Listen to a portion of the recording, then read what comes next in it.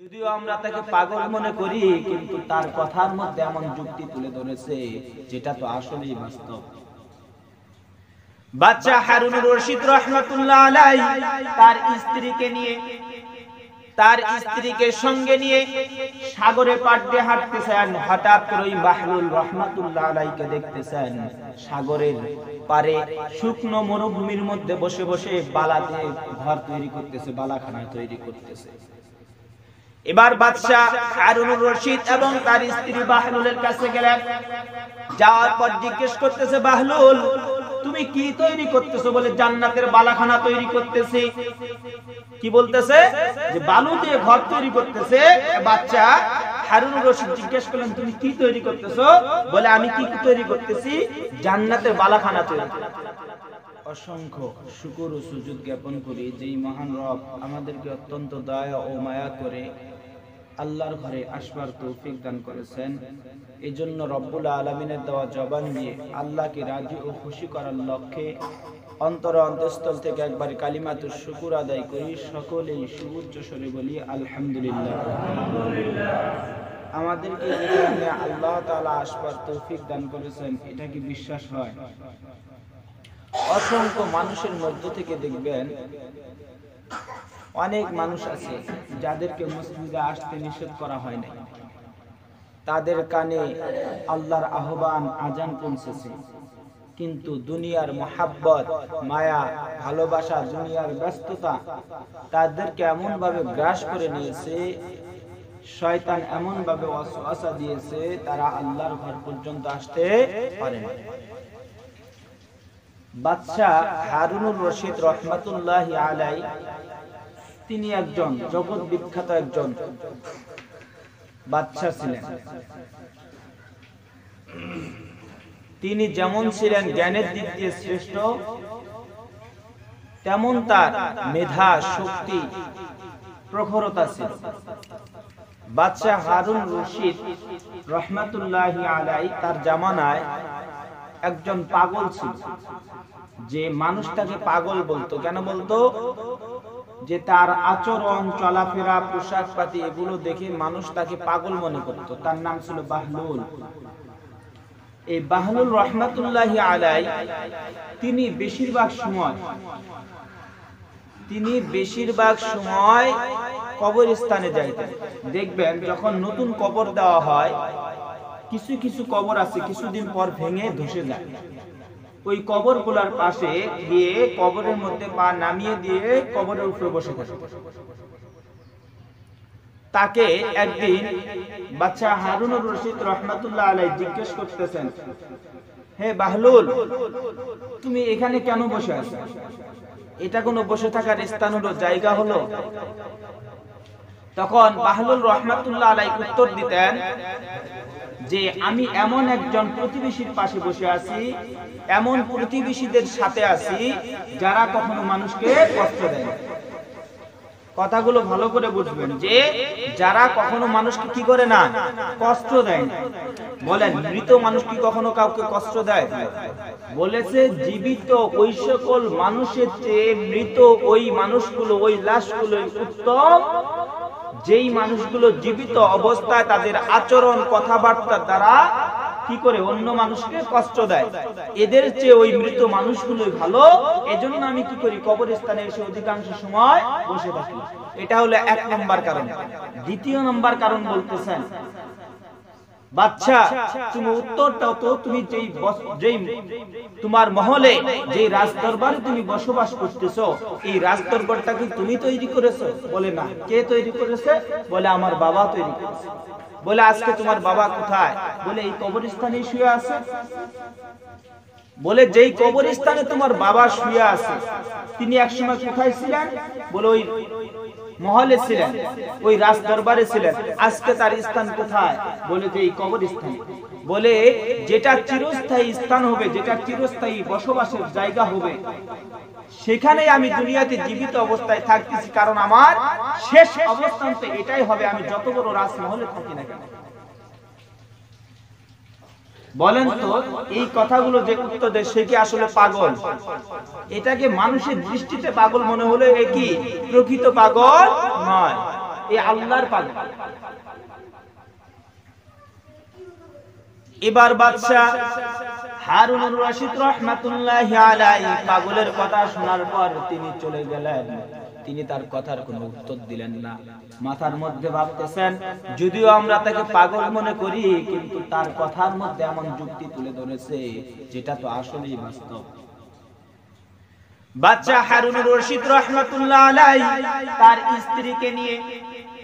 তার স্ত্রীকে সঙ্গে নিয়ে সাগরে পাড় দিয়ে হাঁটতেছেন। হঠাৎ করে ওই বাহলুল রাহমাতুল্লাহ আলাইহিকে দেখতেছেন সাগরের পারে শুকনো মরুভূমির মধ্যে বসে বসে বালাতে ঘর তৈরি করতেছে, বালাখানা তৈরি করতেছে।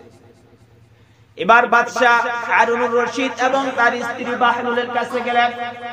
যাওয়ার পর জিজ্ঞেস করতেছে, বাহলুল তুমি কি তৈরি করতেছো? বলে জান্নাতের বালাখানা তৈরি করতেছি। কি বলতেছে? যে বালু দিয়ে ঘর তৈরি করতেছে। বাচ্চা হারুনুর রশিদ জিজ্ঞেস করলেন, তুমি কি তৈরি করতেছো? বলে আমি কি তৈরি করতেছি?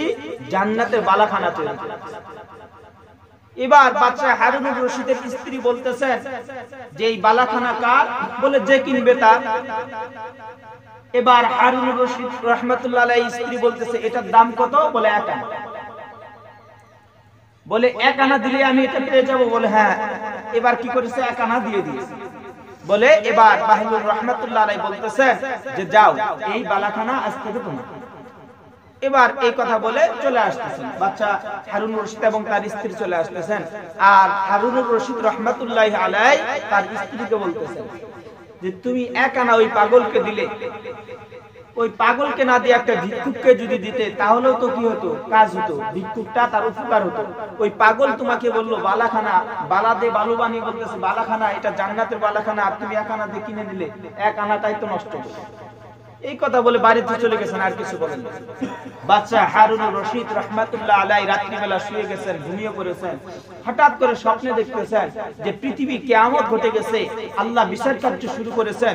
বিচার কার্য হওয়ার পর আল্লাহ তাআলা জান্নাতের ফয়সালা করে দিয়েছেন, জান্নাতীদের জান্নাতে, জাহান্নামীদের জাহান্নামে দিয়েছেন।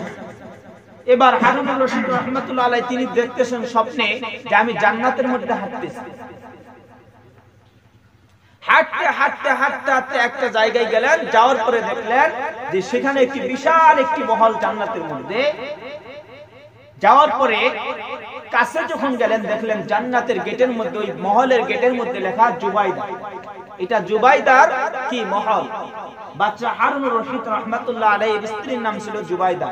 বলে এটা জুবাইদার মহল।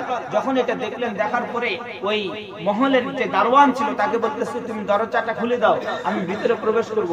বলে যে না, প্রবেশ করা যাবে না, এটা তো আপনার জন্য নয়, এটা আপনার স্ত্রী জুবাইদার জন্য। বলে এটা দুনিয়া পাননি, দুনিয়া না, এটা জান্নাত, এটা যার জন্য বরাদ্দ সেই শুধু এখানে প্রবেশ করতে পারবে। এই স্বপ্ন দেখতে দেখতে হঠাৎ করে কি তার স্বপ্নটা ভেঙে গেছে। যাওয়ার পর সে দেখতেছে আমি বিছানায় শুয়ে আছি।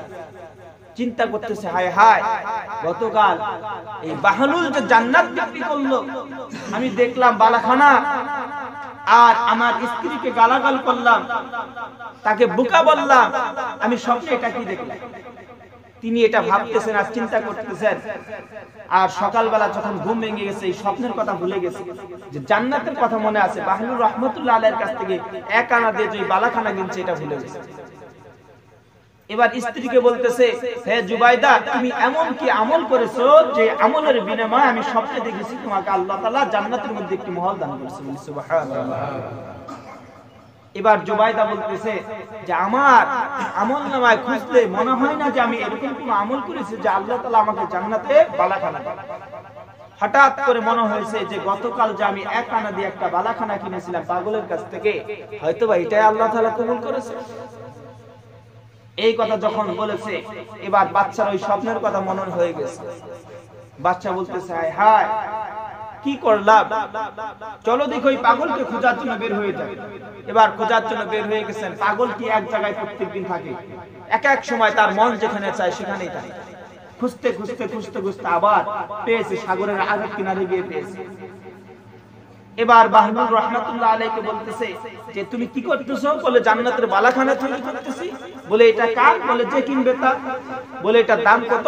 বলে যে এই মিশরের বাগদাদের যেই মহলগুলো আছে, বাগদাদ যে এলাকাটা আছে, এই বাগদাদের অর্ধেক অংশ যদি দাও একটা মহলে দাও। এবার বলতেছে এটা কেমন কথা, কালকে তুমি 1 আনার বিনিময়ে একটি মহল দিলে, আর আজকে তুমি বলতেছো বাগদাদের অর্ধেকটা সম্পত্তি লাগবে, অর্ধেকটা রাজত্ব লাগবে, এটা কেমন কথা? বলতেছে গতকাল তো তোমরা বিশ্বাস করে কি করেছিলে, বিশ্বাস করে কিনেছিলে 1 আনা দিয়ে, আর আজকে তো তুমি জান্নাত দেখে এসেছো। বলি সুবহানাল্লাহ। বলে আমি যে দেখে এসেছি এটা তুমি কেমনে বুঝলে? বলে তুমি স্বপ্নে দেখেছো জুবাইদা তোমার স্ত্রীর জন্য আল্লাহ তাআলা জান্নাতে কি করেছে, একটি বালাখানা দিয়েছে। কেমন করে? তুমি যে আনাটা, যে 1 আনা টাকাটা আমাকে দিয়েছিলে, এটা তো আমি রক্ষণ করিনি, এটা আমি আল্লাহর রাস্তায় দান করে দিয়েছি, আর আল্লাহ তাআলা তার বিনিময়ে তাকে জান্নাতে একটি মহল দান করেছে। বলি সুবহানাল্লাহ। তাহলে আল্লাহর প্রতি একই বিশ্বাস আস্থা যার যত দৃঢ় হবে, মজবুত হবে, আল্লাহ তাআলা তাকে কি করবেন, তত পুরস্কার এবং তার মর্যাদাটা আল্লাহ তাআলা ততটাই বাড়িয়ে দেবে। আজকে আল্লাহর প্রতি একই বিশ্বাস আর ভালোবাসা যদি থাকতো, তাহলে আমরা কি করতে পারতাম না, ওই যদিও আমরা তাকে পাগল মনে করি।